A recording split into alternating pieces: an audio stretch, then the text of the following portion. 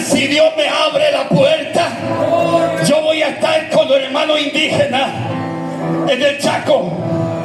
Hermano, hay muchos hermanos indígenas y tenemos 2 campos en Paraguay entre los hermanos indígenas.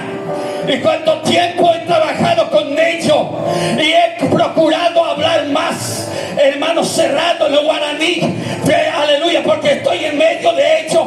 Pero el Señor es que tiene poder, el Señor es de la lengua, de todas las lenguas.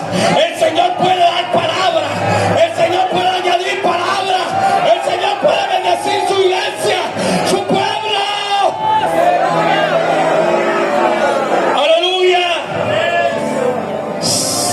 Ser hermano fuera se entendeba, hay que tú se entendeja, se comprende como jarebepe.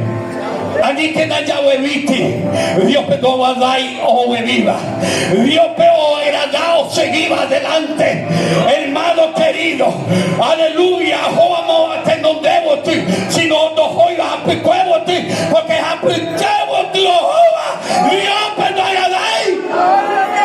Eso quiere decir a lo que le sucede no agrada a Dios. Hermano querido, quiero leer un versículo